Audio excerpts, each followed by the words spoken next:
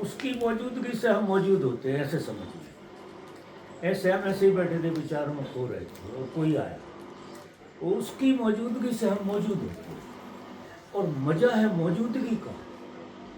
और मौजूदगी जब दूसरे के द्वारा आपको आती है तो वो सुख देती है और दुख देती है, दोनों चीज़ें देती है। क्यों?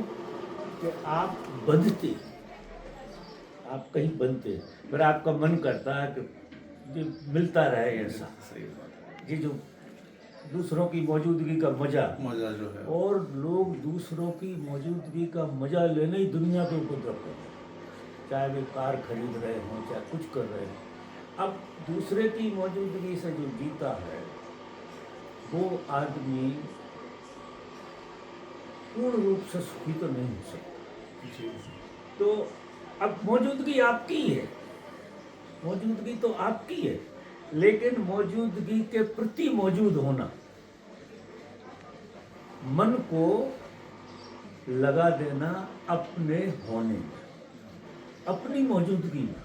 जैसे मैं बैठा हूँ और ऐसा मैं अनुभव कर रहा हूँ कि मैं बैठा हूँ, बैठना हो रहा, मैं हूँ और मुझे होने का पता है।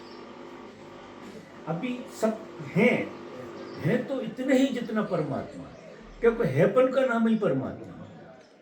परमात्मा हैपन का नाम है। और आप हैं, लेकिन आप दीपेश हैं या माधवी हैं, ये उपद्रव है। तो आप परमात्मा को नीचे उतारते हैं।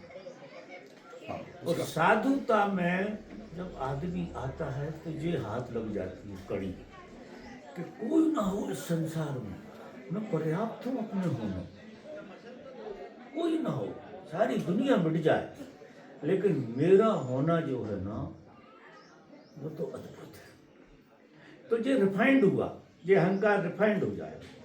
फिर अंतिम स्थिति में वो होना ही ब्रह्म हो जाता है।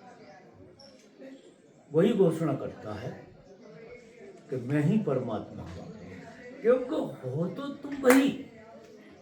मान्यता थी, मान्यता मिट गई, और जैसे ही आप हुए कि सारा संसार परमात्मा हो गया आपके लिए। क्योंकि आप जो आप होते हैं वही देखते हैं आप।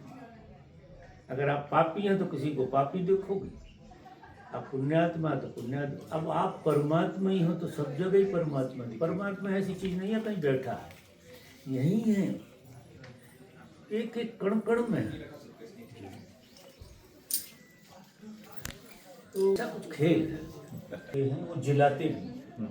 ध्यान का मतलब ये है हमारा कि आप बैठो और आप अनुभव करो कि आप बैठे हैं, आपकी मौजूदगी को अनुभव करो। थोड़ा टाइम हो गया।